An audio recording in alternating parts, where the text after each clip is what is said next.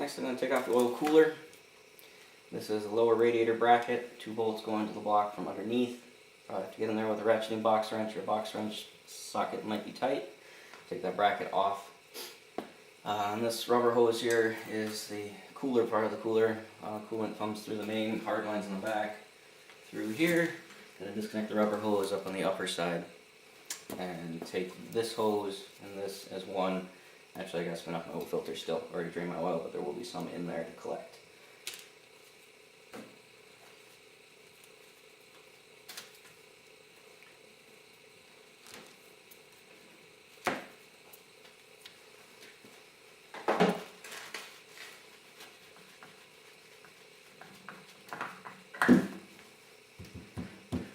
Most of the oil should stay in the filter, but we're going to lose some here. Let it drain out. Should have done this pre-removal, but I wanted to try and keep it sealed up because I was transporting it in the back of the SUV. And I didn't want to have too much dripping out, so I plugged up all the holes they opened up. Let that sit. That's a big nut right there. I didn't bring my biggest sockets with me. I hope it's under 32. We'll find out.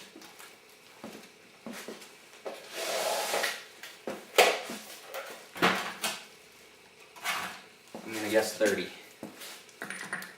And it is a 30, so big nut here is 30 millimeters. So that means anything on this bike, 32 mil is the biggest socket you're going to need. I'm not even sure if you use a 32, but standard large socket set usually goes from 10 to 32. So if you have that, you should be fine. I have an electric impact, but I'm just trying to use all hand tools here like somebody else would do if they were doing it. So I give it a couple taps with the hammer while taking it off. And this long thread here. I imagine there's a gasket on the back side or some type of a seal. There's a rubber seal. Big old O-ring. Should be reusable. And more oil leaking. More oil left in here than I thought, which is always the case, isn't it? Get that out of the way. Not up there. Up that drain. This is a specialized bolt. You can see all the holes.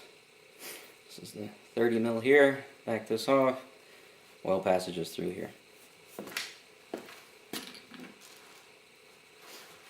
Let me get the rubber hose off and then I'll bring it up to the camera. Alright. A little cooler with the hose. There's the plant. O-ring here. Comes in there.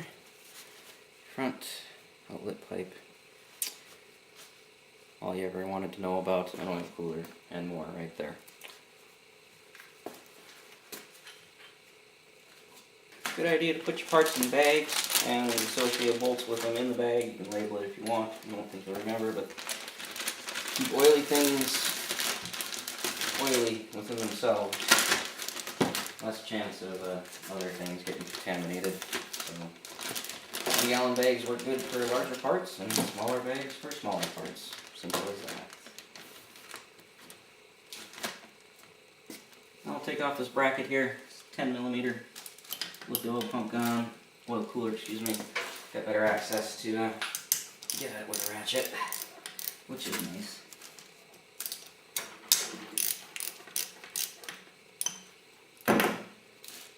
These bracket bolts are actually long enough they hold the 2 case tabs together, it would appear. Now that bracket